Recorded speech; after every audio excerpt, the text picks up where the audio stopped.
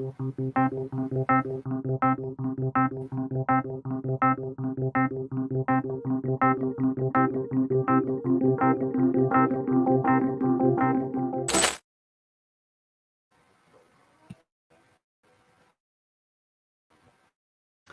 very warm welcome to the first session of Talking Red Books. Leftword Books and NewsClick brings you a monthly series of online conversations on books and many of the pressing issues of our times. Today, for our session on Labour Matters, our authors Archana Aggarwal and Brahma Prakash are in conversation with Devi Vijay. Devi is a professor at the Indian Institute of Management, Calcutta. So, without further ado, let's dive right in and hear from our guests. Over to you, Devi. Thank you so much, Vinny. So this is a warm welcome to all of you who are tuned in on a Saturday evening. This is the first book talk of Leftword's Talking Red book series. As Vinny mentioned, we plan to host this every month on a second Saturday. And this is, we will be talking about Labour Matters today, a concern that underpins most, if not all, of Leftword's publications. I'm going to start with just mentioning how the May 2023 edition of the Tricontinental Dossier on the condition of working lives in India notes that due to the lockdown, at least 120 million workers, or 45% of India's non-agricultural workforce, lost their jobs. So, given the trends towards casualization and subcontracting that has marked employment over the last several decades, employers were under no moral or legal obligation to pay their workers, many of whom did not even receive their back wages. The 2023 Oxfam report notes that number of hungry Indians increased to 350 million in 2022 from 190 million in 2018. Simultaneously, from March 2020 to March 2022, the years that we saw the harshest period of the pandemic, we saw the profits of India's big businesses that doubled, as did the wealth of the country's billionaires. The Oxfam report says that this new India is evidently about the survival of the richest. It is in this context that we have Archana Aggarwal and Ram Prakash join us today with their books that are well and truly fresh off the press. Right? Archana Aggarwal teaches economics at Hindu College at the University of Delhi. Archana's book, Laboring Lives, Industry and Informality in New India, was officially released on May 1st at the May Day event at the Leftword Bookstore. That's Archana with Sudhanva, and we're thrilled that the book is out. We also have with us Brahm Prakash, who teaches at the School of Arts and Aesthetics at the Jawaharlal Nehru University in New Delhi. He is the author of Cultural Labour, Conceptualizing the Folk Performance in India. And you'll also find Bram's writings at BBC, Al Jazeera, Scroll and The Wire. And Bram's book, Body on the Barricades, Life, Art and Resistance in Contemporary India, is now available for pre-order. So these are really most recent titles from Leftword. And both books come from very different disciplinary vantage points, as you will find in this conversation. They also have very distinct writing practices. And yet it is fabulous to see how they come together in their own distinct styles. Right? And so I'm really looking forward to talking to both Brahm and Archana on the question of the laboring body in contemporary India. Just to give a quick snapshot of how it is that the next hour is loosely organized, I'd love to hear from the authors about their journeys to the respective on their respective books. And then we'll move into the specific questions around laboring lives in this particular socio-political and economic moment. And then we hopefully have time in the end for questions from the audience. But as Pulbasha has reminded me, please do keep your questions coming through the conversation so that we can, pick them and share them with the authors well in time, right? Again, I'm going to start with Archana. Thank you, Archana and Brahm, for joining us.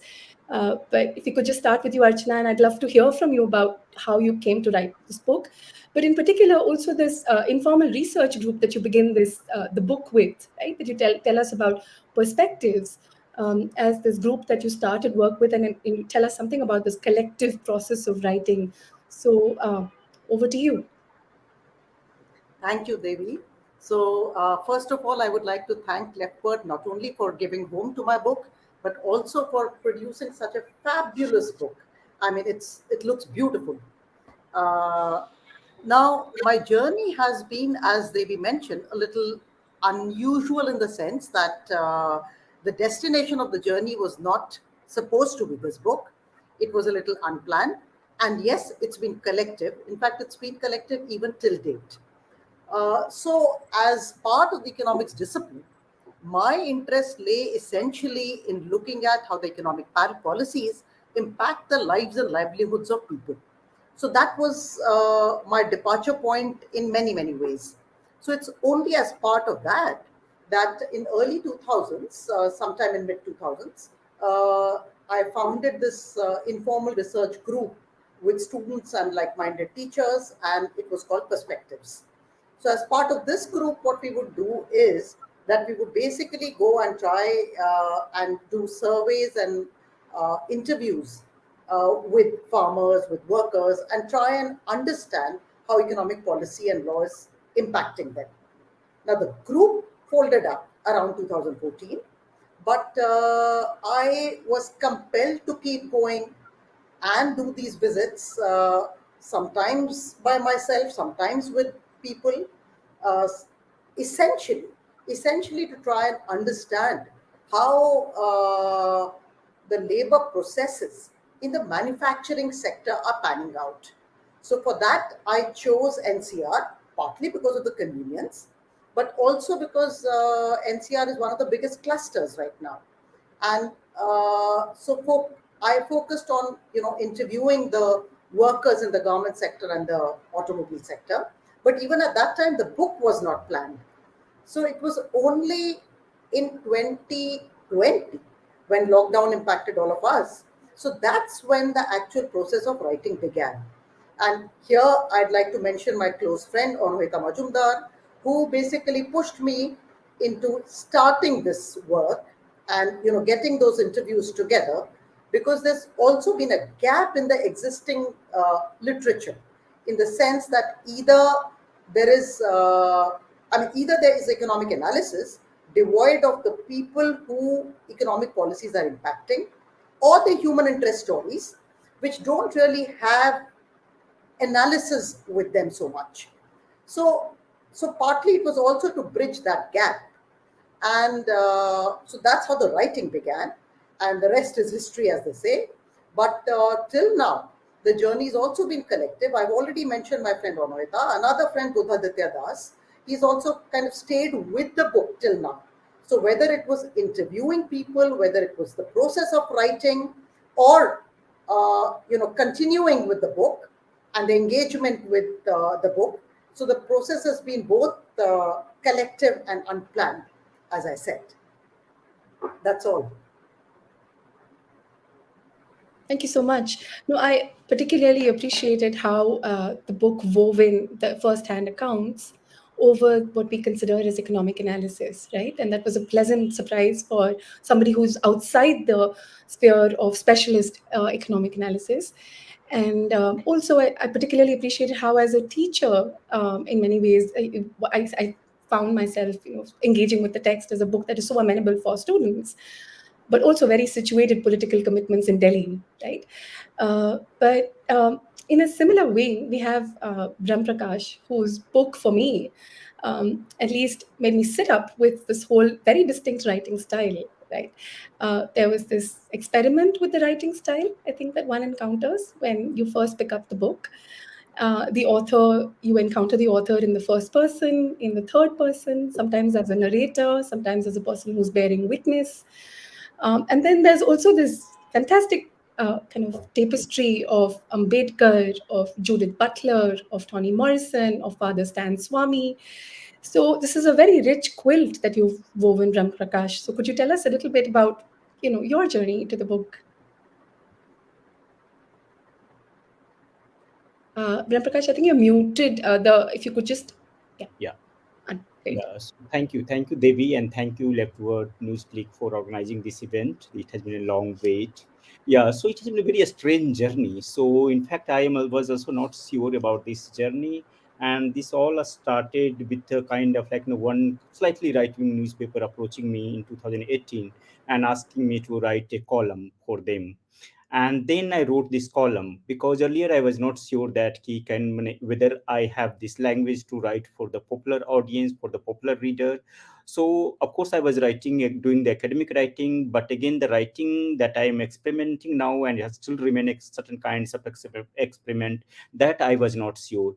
But then with the kinds of opportunity that I realized that I have the language to write and I can write, and then I started writing. And I think during the COVID I wrote many pieces, and that came, and I started also getting some feedback, comments, some kinds of appreciation, and that also motivated me that I should write. And also when you do the academic writing, then I was also feeling some kinds of disconnect, that I was not able to connect with the people. I also come from a street theater background, where this whole idea was to how to connect, because I was not able to practice my street theater with some kind of different regions. And then this writing mode was giving me some kinds of a space where I could have articulated my anger, my passion, my all different kinds of concerns that I can talk about. So what I will say that still I'm not sure about the language that I'm using, because I was never trained in writing language. The school that I attended in Bihar, we never had that kinds of grammar, either for Hindi language or for English language. And therefore I think the writing that you are seeing, or as a readers are going to see, is a completely distinct, because it is not coming from some kinds of grammar or some kinds of so it is some kinds of resonance that I'm trying to bring it here. And I think yes, so that becomes a, and then I wrote several pieces during the COVID time, and so it came in a scroll, it came in wire. But the problem with that, you cannot explore those themes if you want to explore, because you didn't have a space in those, you don't have a space in these kinds of media portals. So they will ask you to write in a kinds of either 1000 words or 1400 words. And if you want to explore something, if you want to really connect with some kinds of themes, then that is not the space. Then I was also feeling some kinds of hindrance, some kinds of difficulties. Then with the kinds of producer, one of my friends also suggested me that why don't you write something kind of non-fiction that you are trying to write and experiment with your language. And then this whole things are started. And then I have started approaching the publishers. Then my experience was not that great, because the same thing that many times people like that your language is very distinct, for same reasons it was getting rejected many times. I will also get a feedback that what is this language that you are writing. So but yeah, this is a very strange journey that I can keep talking about, but I think I will stop it here. And will, yeah, of course, when you're talking about Judith Butler, if you're talking about Ambedkar, and many other philosophers, poets that I'm bringing, because again I'm not trained in one discipline. I come from I studied Chinese language, I studied MA in aesthetics, MA again PhD in theater and performance study. So I was never part of one or other discipline. So I always fit many times unfit into these kinds of disciplinary boundaries. And therefore I think that also gives me some kinds of advantage, where I'm able to connect and bridge some kinds of gaps that I feel some kinds of urge. So it is basically the urge that motivates my writing, and that somewhere I'm able to do something that I'm also not very much sure of. Thank you. Thank you, Brahm. In fact, I think some of those, for me at least as a reader, some of those experiments unsettle sort of settled ways in which we think.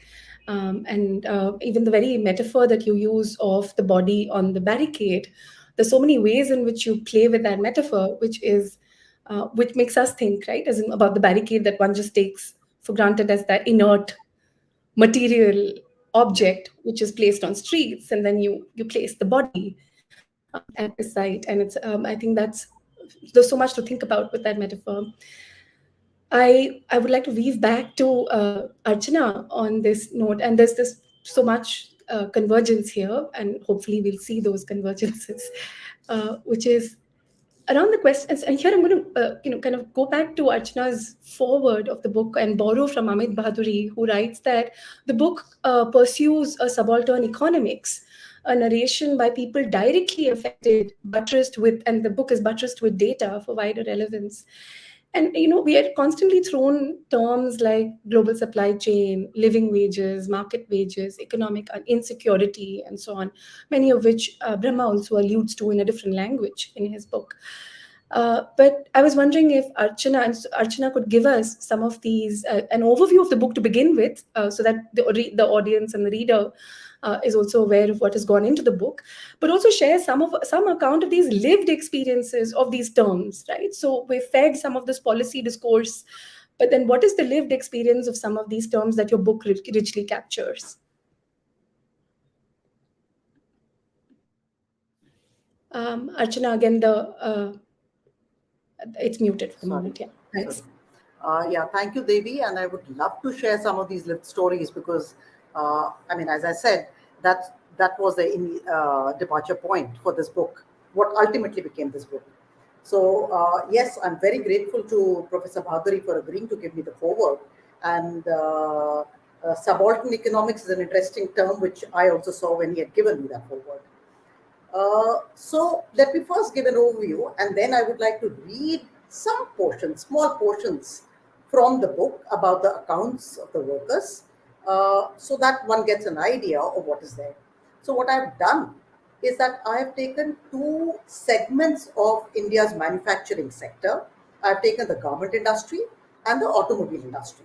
So essentially, because both are part of the sector, both are part of manufacturing, but yet one is at the lower end and one is at the higher end. Both are globally integrated industries now, and India plays a very important role in both of these industries. So, the reason why I'm looking at manufacturing is also because the development stories historically have largely been about the importance of manufacturing. So I wanted to see how manufacturing and the work processes in manufacturing are panning out. So that was the reason why I took two ends of the spectrum of the manufacturing sector. So what I've done is, in the interviews with the workers, as I mentioned earlier, spanning over a number of years, so I have tried to understand their working conditions, their living conditions, the impact of the policies, impact of the laws, etc. And I've tried to look at where they live. I've of course focused on NCR. So in fact, it's very interesting because I'm focusing on so the main cluster of garment manufacturing in NCR is Udyog Vihar in Gurgaon, and for automobiles, it's Manesar and Gurgaon. Now, this is also the area where you have absolutely posh farmhouses. But behind those farmhouses, one doesn't even realize that there's such a huge cluster of almost slums in Kapas Heda, Dhunda Heda, which is where most of the garment workers live. So in any case, so I have basically tried to look at these sectors, look at the workers in these sectors. I've tried to paint a picture of where they live, how they work, what the work processes are, what is it that they get as wages, where the question is not about are they getting too less. I mean, essentially the question is that are they getting enough to meet their bodily needs, and are they getting enough to meet their aspirations, if I'm talking of garments and manufacturing and automobile respectively.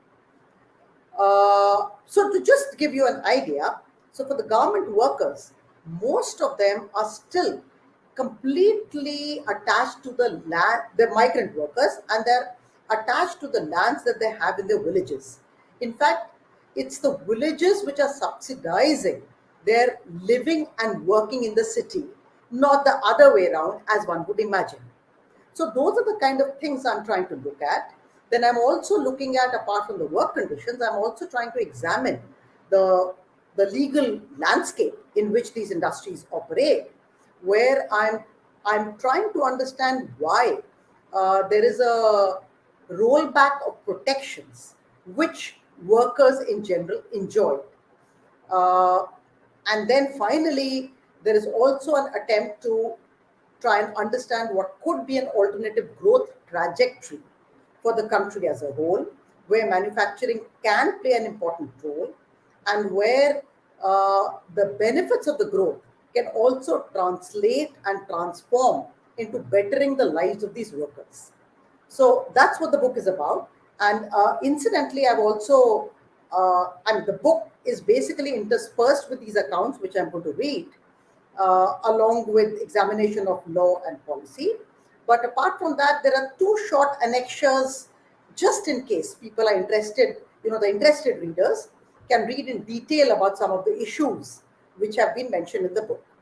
So the first thing I'm going to be reading are these accounts of garment workers which have stayed with me. This is beginning of my chapter 3, where this was an as early as 2014. It's 10 years back, but the situation is more or less the same, and the story has stayed with me. So let me start. It was the summer of 2014. I was in a bus with a group of young students headed to Kapashera, where we hoped to meet some apparel industry workers. We were going on a Sunday because it was a weekly holiday for most workers. Halfway through the journey, which was more than half an hour from the starting point of the bus at ISBT Kashmiri Gate, we realized that some of our co-passengers were garment workers. I heard my young friends squealing in delight when they realized that these workers produce garments for Abercrombie and Fitch and high-end casual wear brand. I was tutored about the details and nuances of this brand. Amongst those on the bus was Ramesh, a 35-year-old worker.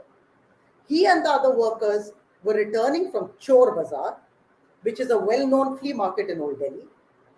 They had used their holiday to travel more than 30 kilometers to the flea market to buy second-hand clothes for their children. The irony of the situation was not lost on us. Having spent their lives draping the world in some of the most famous brands, these workers could only afford old t-shirts worth rupees 35 for their children. Contrast this with the price of a flannel shirt from Abercrombie and Fitch, which retails for rupees 8,000 in India online. Then a similar story, again about a garment worker. I met Jairam Pandit, a garment worker from Bihar, whose job as a sampler, so in the garment industry, the sampling tailors are the most well paid amongst the tailors. They make samples, as the name suggests, whose job as a sampler got him higher wages than most of his colleagues. He told me, in the last 20 years, I have not bought a single shirt for myself. I always buy second-hand stuff from the street vendors for 30 to 35 rupees. Sometimes I buy them for my children. We make expensive shirts, but we cannot afford to buy them ourselves. Quote closed.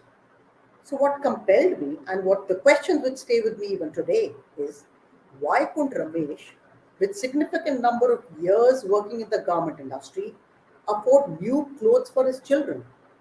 Why couldn't Jairam Pandit?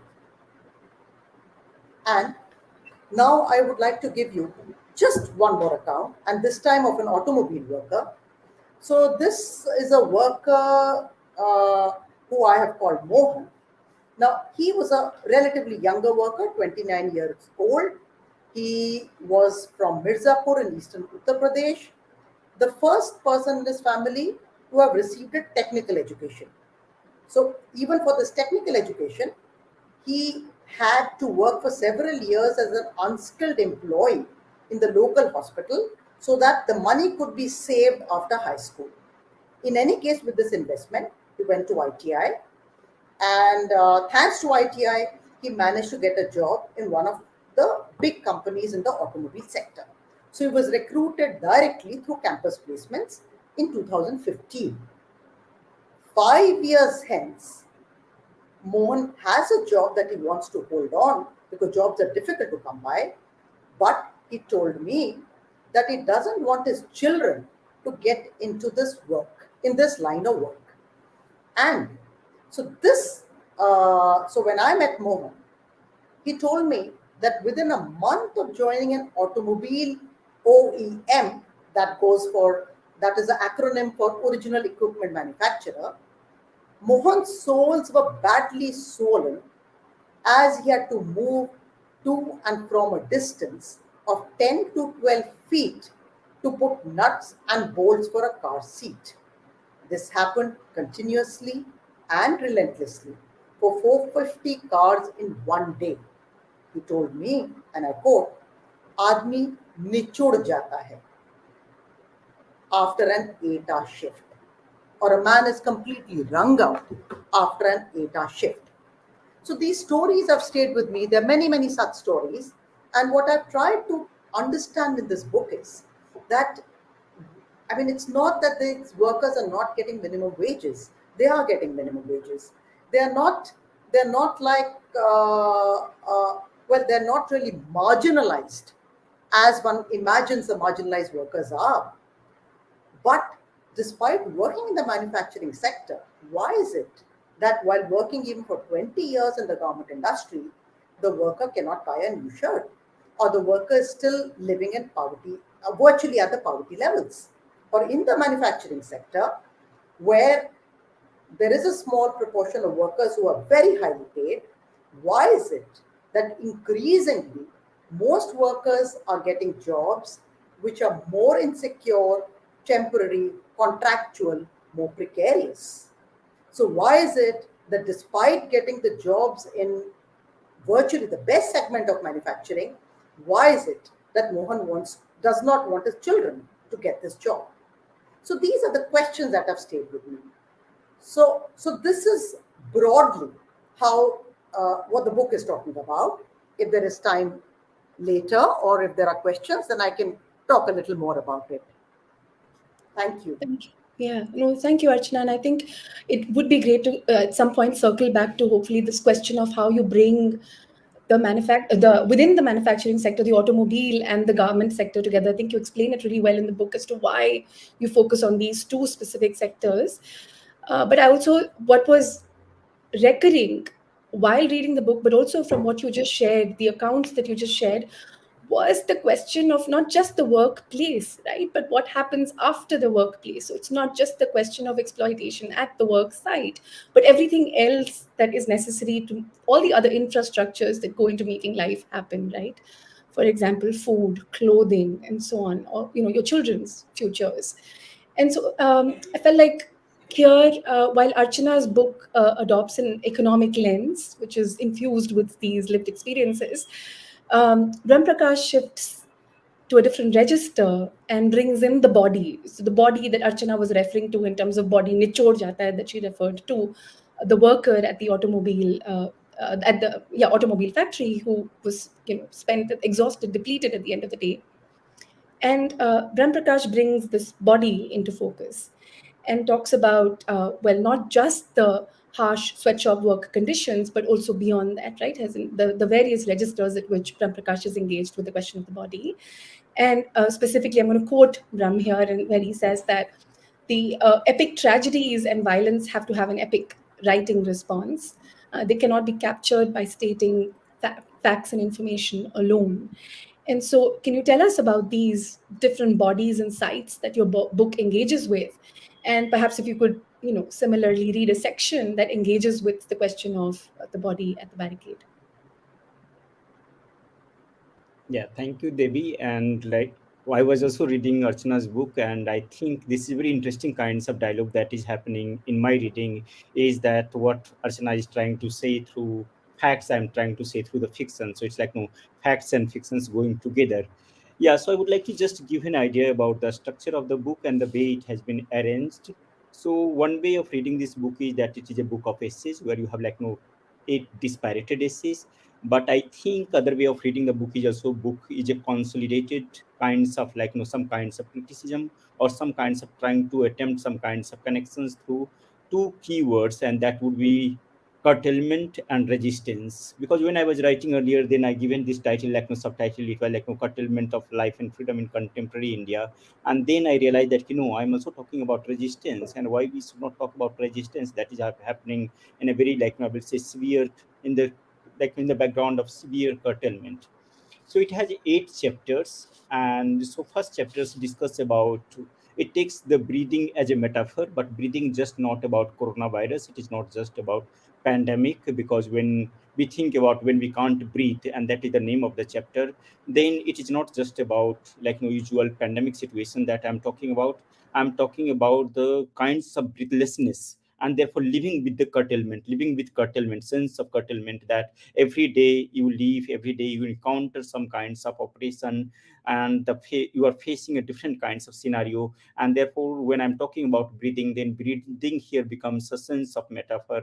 And then thinking through this notion metaphor of breathing, I'm talking about the way authoritarianism is taking over all the kinds of like no democratic spaces, and whatever rights and the things that we have achieved in like no many years, that is like our spaces are getting curtailed. So curtailment and resistance that way. But again, it is not just like no authoritarianism is there. There is an attempt to curtail this kind of movement, these spaces, but there are also resistance that we are witnessing and we are giving, because breathing gives you a kinds of things where it becomes like ultimate kinds of like where body is encountering some kinds of matter of life and death.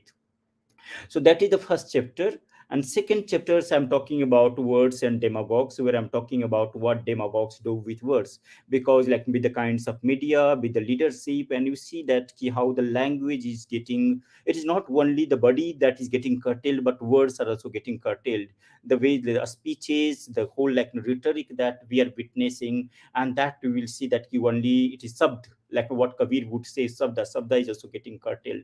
So second chapters talk about taking different kinds of like role of dictators, demagogues. It talks about curtailment of words, curtailment of sub, where like words are getting poisoned, where words are getting preyed upon, and therefore that becomes a certain kinds of curtailment of words by demagogues. But it also talks about different kinds of resistance and like poetry, because poetry becomes a kind of ultimate weapon to fight against these kinds of demagoguery and that language of demagoguery or cultures of demagoguery for that matter.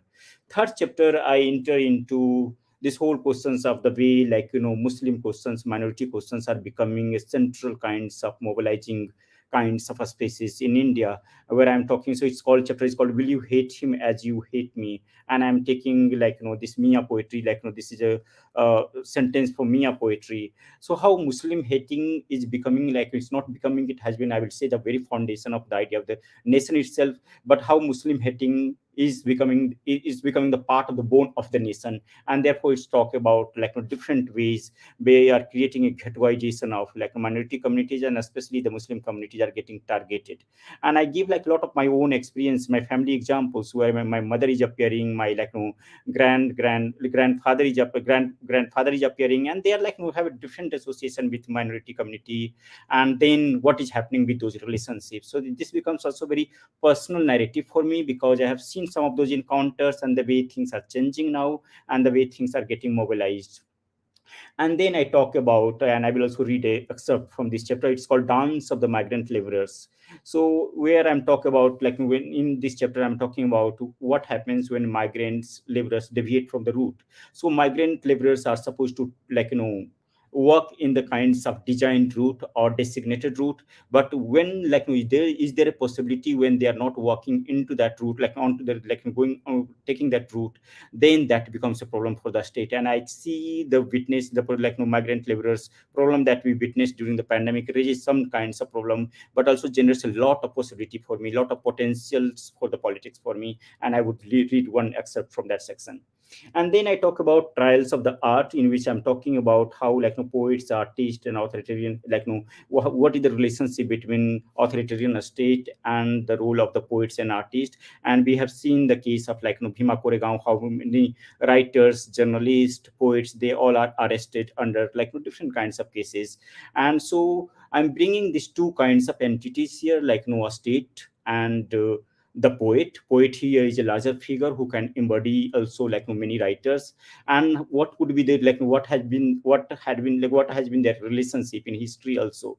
So you have like a whole long history from like Plato talking about like how poets should be like thrown out of the state. And now we also have like almost the kinds of tendencies that like these people should be like thrown out of the state, they are like anti-nationals. And we are getting almost the same rhetoric where like through these kinds of readings I'm trying to capture this whole like problem with the art and a state. And then I moved to March of the Mustard, where I'm talking about farmers protest largely. But again, it is not just farmers protest. I'm talking about the idea of the protest itself. And in the various protests now, we are also seeing the question of violence, that how a state is defining the notion of violence, that whatever you are doing, it becomes an act of violence. Even very peaceful protest becomes an act of violence. But whatever the states are doing or authorities are doing, it becomes creates a certain kinds of scenario where we are completely seeing a monopoly on violence, where whatever a state wants to do, they can do without any kinds of. And the way media also operates, the culture also operates, so it has created a certain kinds of narratives in which even peaceful protest becomes a kinds of idea of violence, that whenever you're participating in protest, then itself generates a violence. And then I moved to Siege Against the Siege, and this is a very specific reading of the larger significance of Pune strike, where I'm bringing we have a lot of debate about caste class issues in India, especially in Marxist circle, and again among the Ambedkarite circle. But there is a whole possibility to have a dialogue. There is a whole possibility to create different kinds of solidarity. And I'm largely quoting reading this whole idea of Pune strike, which was not just a kinds of a strike against some kinds of neoliberal regime, but it was also a strike against the certain kinds of Hinduism, or Hinduism as a practice which perpetuate casteism and things. So how Una strike was becoming not only a kinds of resistance against neoliberalism, but also resistance against very ritualized notion of the religion, which perpetuates different kinds of operation. And finally, I'm also talking about the curtailment of death. It is not just life is getting curtailed, but death is also getting curtailed. And we have seen in the case of this whole case in Kashmir, it has already happened. It happened in Hathras case in Uttar Pradesh, where you are not allowed to participate in mourning. And this is the kinds of extreme case that we can imagine, that you are not allowed to participate in mourning, you are not allowed to participate in death rituals. And of course, COVID was creating that kinds of scenario. But again, a state was also very much actively participating in this kinds of act, and that becomes a kinds of chapterization in which this book is organized. Now I would like to go to this chapter on dance of the migrant laborers, and would like to read a bit of long excerpt if we have time.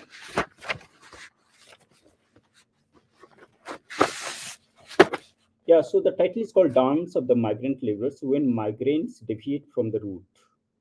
And so this is a small section I'm just going to read. The chapter starts with a poem by Gorakh Pandey, and this is a famous poem. I know many of you already know.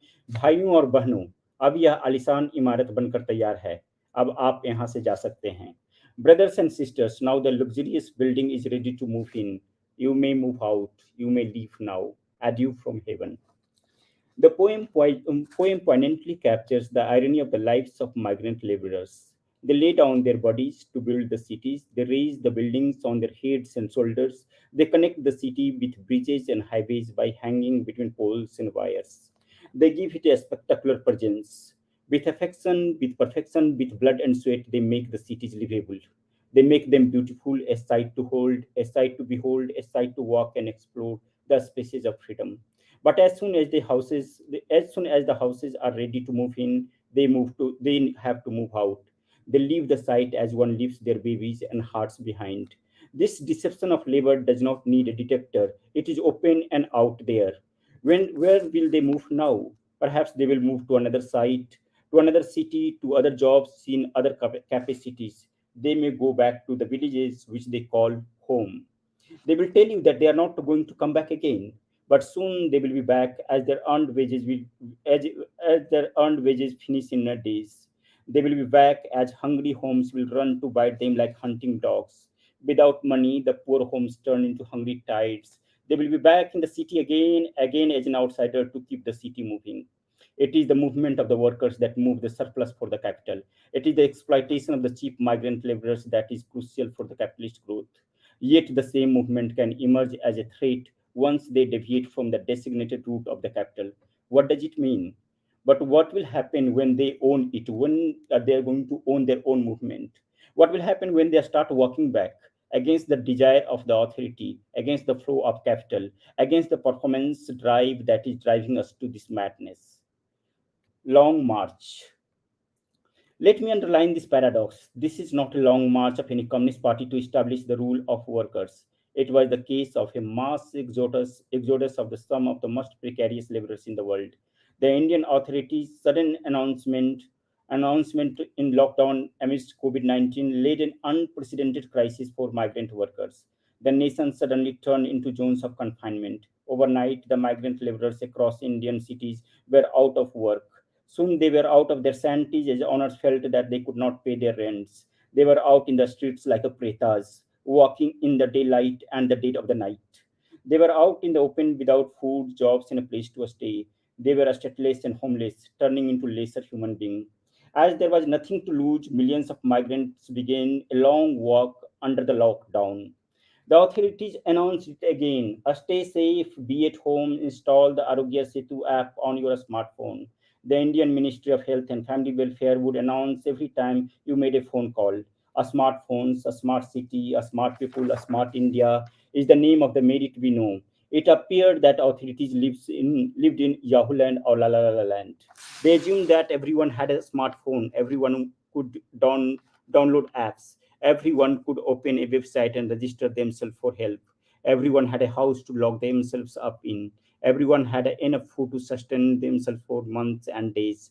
At the height of the pandemic, the authority gave out a contact number that was out of contact. They would give hospitals names that would not admit patients. They offered support mechanism that did not support.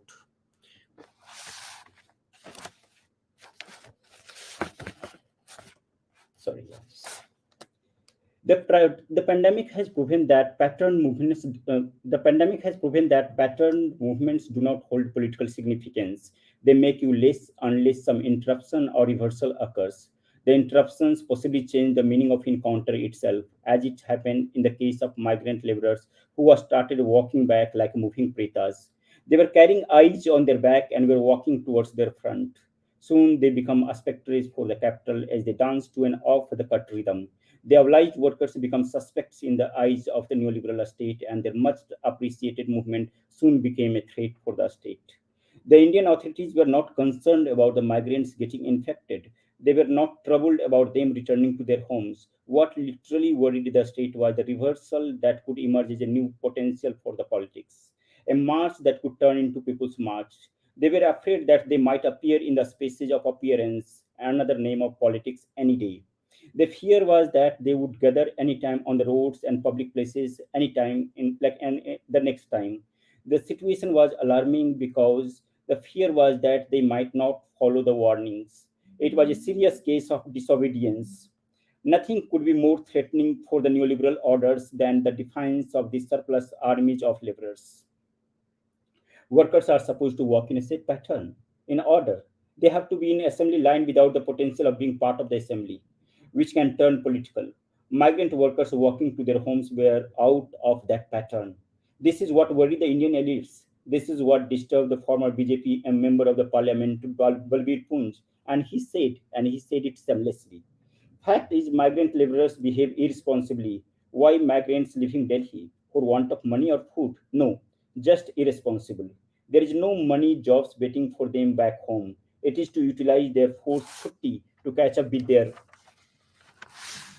families or errands back home.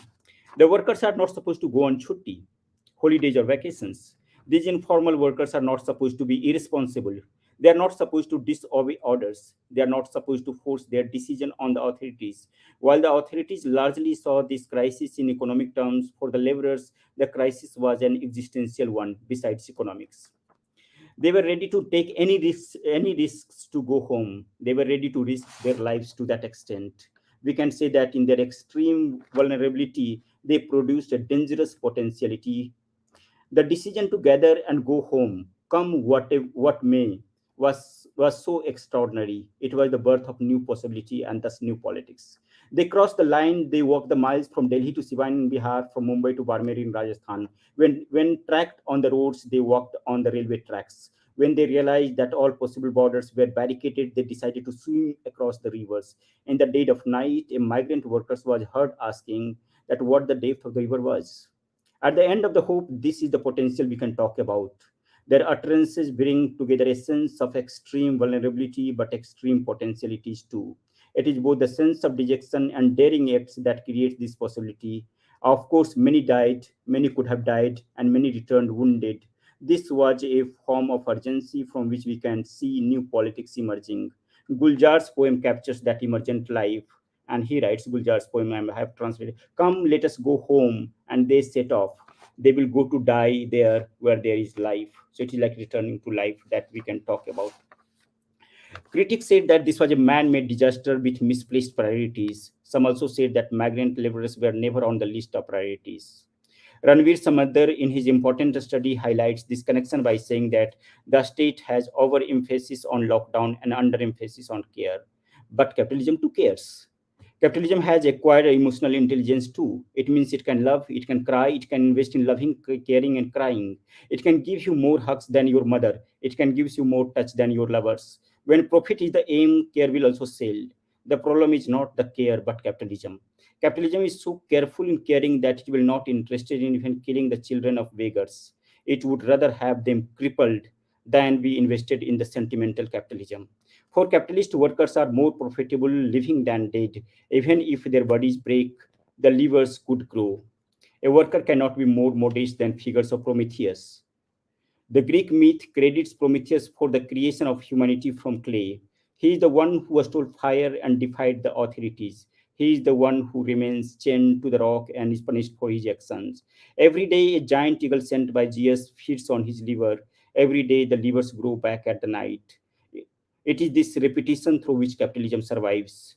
That is, keep ripping apart the liver of the workers. Pause, gauze, plunge, grate, move, let it grow. Keep repeating it like the dance of the dead.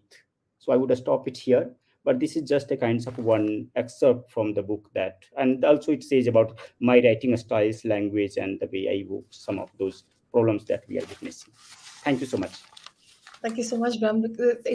Particularly the section that you read out captures those elements of the poetry that you bring into your text, but also the play of words. I mean, the worker who's on the assembly line but is never allowed to be part of the assembly. But it also, the poem by Gorak Pandey also reminded me so strongly of how of the account that Archana read, which was, that you make these t-shirts, but you're never allowed to be part of that supply chain, isn't it? You have to go buy those second-hand t-shirts. You're never allowed to be part of those, to consume the same products that you're making. And I was also thinking about the question of curtailment that you is, again, you mentioned that it's throughout, it's a connecting thread throughout the text. And yet, in Archana's book, she refers to this idea of labor market flexibility, right, which is constantly thrown around, that the notion of flexibility. And Archana, I wondered if you wanted to talk a little bit about that while we open up for questions. We have about 10 minutes left, and it'll be great to hear from anyone in the audience who'd like to ask questions. But meanwhile, Archana, if you had something to respond to this, where Brahm constantly refers to the notion of curtailment, and you're bringing in this idea of labor market flexibility, right? And so could you tell us a little bit about how your book engages with this idea, or critiques it, problematizes it? Yeah. Definitely, Devi. So, in fact, I think it's the notion and the underlying philosophy of labor market flexibility, which explains why the workers are in the situation that they are in. So, at the heart of the flexibility argument, and this is a term which is used very often by economists. And so labor market flexibility essentially alludes to the view that, like any other commodity, the price of labor and the terms of contract should be decided by the market. So should be decided by demand and supply. So, like any other commodity, it's demand and supply which would determine what the price of labor would be or what the wages would be. And it is the demand and supply which would decide whether the company is going to hire a permanent worker who will have to stay on even when the demand is not there, or will the company hire a temporary or a part-time worker. So this flexibility is something which essentially says that let the markets determine the price as well as the work conditions, and there should be no constraints. Constraints, whether in terms of unionization by the workers, which are asking for higher wages or better working conditions in terms of the time of work, etc. No constraints in terms of no legal constraints in terms of a minimum wage or a restriction on a restriction on firing and retrenchment, which the companies would have to stick to. So basically, all perceived constraints have to be removed. That is basically what is meant essentially by labor market flexibility. Now, the flexibility view, to be fair, it also argues that while employers are free to hire and fire, the workers are also free to take the employment or not take the employment. But this truth is actually more nominal than substantive, because it ignores the fact that there is an unequal position, an unequal bargaining power between the workers and the employers. So workers are not really free to not take the employment. That is the problem. So it's so basically, and what underlies, I think, this idea of flexibility is that one is dehumanizing the workers, looking at the workers like economists look at any other commodity, where it is a market which would be the sole determinant of prices, which in this case means wages, the work conditions, the time that is extracted from the workers, the intensity with which the workers are required to work. The market would determine whether the workers would be kept on a permanent basis or a temporary basis. So what I argue is that this understanding needs to go. And essentially, one needs to look at these workers, as the foreword suggests, as flesh and blood individuals. These are actual people, and the economic policy is impacting them. So unless there is a shift in the understanding where the workers are not regarded as commodities which are disposable, it's very difficult to get away from the situation that we are in. So that's what I'm arguing. In fact, apart from flexibilization, I'll just take 1 minute. So there is something called ease of doing business, which is an indicator constructed by the World Bank. Now, if a country ranks higher on ease of doing business, then the country is supposed to be globally more competitive, and it's supposed to be better for investment. But it's interesting that of the various parameters which are there, which are included in constructing this index, so if those perceived constraints are removed, if minimum wages are lowered, or if instead of permanent job, fixed term employment is proffered, then the country's rank on this indicator goes up. So basically, the policy makers or even the policymakers essentially. So every country and every state is trying to basically compete with each other, all countries practically, to have their labor markets more flexible, to improve their ease of doing business, which is why we find ourselves in the situation that we are finding ourselves. I suppose because of lack of time, I should end now. No, but thank you. Over to you, Devi. No, thank you so much, Archana. There's a question from Anuhita. I hope I'm pronouncing the name correctly, from Facebook, and I'm going to share. I'm going to read out the comment for Brahm Prakash. So Brahm Prakash speaks eloquently about the migrant crisis during COVID. Archana mentions them too. We saw some heart-rending stories and a little sympathy at that time, but it all seems to have disappeared. There is a voracious appetite for cheaper and cheaper goods and services and faster deliveries. Cheap because of this underpaid labor, and this is taken as a right by the great indignant Indian middle class. Brahm, would you want to respond to the comment? And Archana could step in. I think so. I think we both are talking about almost we are almost coming to the same space, and I have written one section, short section. I would like to read, and I think that will give some kinds of connections about what we are talking about. So I think this whole idea of the movement flexibility becomes the very fundamentals of this idea of circulation of capital that we are talking about. And I don't think without that capital can circulate and can have its impact. So, between the village and the city, circularity encircles the life of migrant laborers. It is not departure from one place to another or home to the city, but the constant movement that characterizes their precarity in the neoliberal regime. Sandro Majadera notes that capitalist valorization and accumulation depends on tireless movement of capital, commodities, and people. Neoliberal regime expects constant movement and performance, a perform or else we can say, from one job to another, from one sector to other. What should we have been named as a manipulation of labor is called flexibility in the neoliberal regime. So that is the comment I wanted to say. Just like a small one more paragraph, the market has invented a series of words to gloss over its exploitative nature. Instead of calling the workers employee who will have some rights, they call them partners or stakeholders who will have responsibility but not rights. Wage is called remuneration. Mobility is another name for job crisis. Self employment, friendly environment, micro entrepreneurship, markets keep inventing terms to curtail rights. Flexibility and movement are other such words. It is not surprising that the state has been using these terms to hide its own kinds of capitalist nature that we are talking about. Yeah, I think Devi, you are You're muted. Hmm. you're muted, Sorry. Devi. Yeah. Yes. I probably add another comment also from Anohita, and maybe Archana, you could respond, which is that Archana's book illustrates the human stories behind policy. Usually one reads about policy or the human interest stories, but in separate silos. Why is this narrative so completely missing?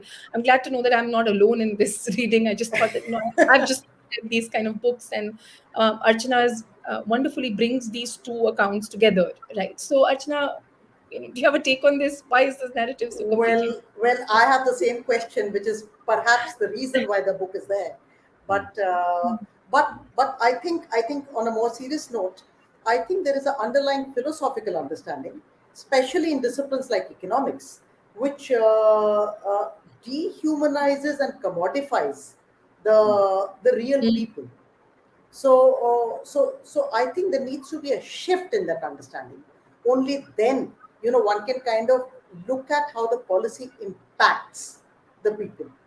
So I mean, if I don't know if there is a time, but I could recount an anecdote from my classroom, if that might explain this, Sure. for instance. Sure. So I mean, of course, as I think everyone knows, I mean, you think of economics and you think of demand and supply. So the students were saying that, of course, there should be no minimum wages, there should be nothing, because there should be no, basically the demand and supply should determine the wages. So this was meant some years back. So I just kind of posed a question, and I said, all right, so after you graduate, suppose all of you are paid 2,000 rupees each. This was some years back, because that's what the demand and supply suggests. So is that all right? And there was silence, deathly silence, because they're not, it's all right to understand this in theory, but they're not really understood the impact of that on themselves as people. They said, no, no, no, no. It should be case by case. So there should be some. So I think that is a problem. And at least one side of the problem is, from what Anahita's question. So one side of the problem is that. Within it's very rare to find, to humanize the people who are being impacted by the economic policies.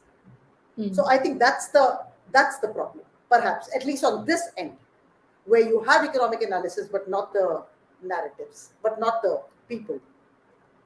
So which is why I think Professor Bhaduri talks about subaltern economics Yeah. in his foreword. Thank you. Ram, did you want to add anything to this conversation? You're okay. Great. Yeah, not really. Yeah, not really. Thank you. Yeah. Thank you. If we have a couple of minutes for other questions, if any, otherwise we could begin to conclude the session. We have Kabir Azad, who says that on top of that, alienation between workers is a deliberate move to prevent the formation of unions. What would be some ways to organize workers in an exploitative workspace? Any of you want to respond to this? Well, I think one is seeking answers, because at least in my my interviewing of the two sectors, what I found is that the government workers were virtually non-unionized. In fact, that's also something which is very different in NCR Delhi compared to other parts of the country, where the government Yes. workers are more unionized. Of course, there Yes. are also women. By the way, the NCR, most government workers are male. Male. Uh, but there have been, one has heard about, and I've also brought that in the book. So in the automobile sector, one has there've been instances of movements like in the Maruti, and 10 years back, no, 2011, for the Yeah. Maruti movement, and so on by the Yeah. Maruti workers. So so I don't know. I mean, I think probably people who are working on the ground may have an answer to that question. Yeah. I can Yes. only state what I observed. Yeah. Bram, I would, you yeah, refer to solidarity and resistance in your book. Would you want to comment? Yeah. Yeah, I would like to add something here because also in my previous work, cultural labor, I have discussed some of these issues. And the question for me is not like, of course, like, dehumanization, indignity that like workers are facing, but also with the kinds of new economy of in the new economy of appearances. What is happening that maybe that alienation, their workers are not able to realize their own alienation in that way. And that is why we are also facing new kinds of challenges. And this is happening largely in lot in creative economy, where you have dancers, where you have like entertainers, and they are just thinking that they're contributing in some kinds of, they are doing their own creative works, but ultimately you are contributing to capital. Ultimately you are becoming a kind of like willing slaves of capital in that sense. But again, without real, with all the kinds of full passion and kinds of like, you can say, so in these kinds of new kinds of economy, new the work situation that we are seeing in a service economy kinds of things, in appearance kinds of economy, I think also this is also somewhere like, this question of alienation is becoming more complicated, where like no person is not able to, or like a collective is not able to realize their own kinds of subservient labor that they are producing. Thank you. I think we're running out of time. It would be great to have these comments coming on the Facebook uh, page that we have for Leftword. I just wanted to conclude this discussion. Yesterday, Purbasha from Leftword, we were talking about how just 1 hour is just not enough for both of these books. But of course, the intent here was to get the book talk series going, and we hope to have more conversations with both authors on these books. If anybody in the who's listening to us would like to hear more from the authors, do get in touch with Leftword or the authors themselves, and we'd be happy to have more conversations around this. For me personally, it's great to see these books in print and out. With Archana's book, I've seen that it resonates with me as committed kind of field work over several years. But also, as you mentioned, there's this hat of the teacher that we wear sometimes, and uh, pretty much all the time. And Archana's book just speaks to that, right? There's so many of these notes that is for the student.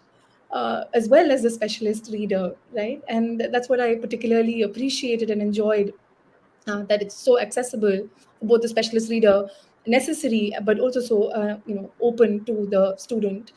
And then, of course, Brahm uses this body as a barricade metaphor, and then just unsettles all these thought patterns that one just takes for granted. And both books, as you would have possibly seen through this discussion, they move beyond the question of work and the workplace to examine life as it stands in contemporary India, with all its precarity and injured bodies that we see. And also, but then again, as Brahm reminds us consistently in his book, which is that the book is about earnest hope in the face of extreme curtailment. Right. So I hope those who've tuned in, thank you so much for joining us. Do continue to join us on these book talk series that we hope to have every month. Pick up the books. Archana's is already available on the website. Brahma Prakash is available for pre-order. And I hope you'll pick up the books, share them with your friends, contact the authors, and spread the word. Thank you so much. Thank you for joining in. Thank you, Devi. And just to note that this also available on Amazon now. That's all. That's what. Thank you Yeah, so much. thank you, Devi. Thank you, Vinny, for organizing Thank this you, event. Archana and Yeah, Rahul. Thank thank you you. so much. Thank you.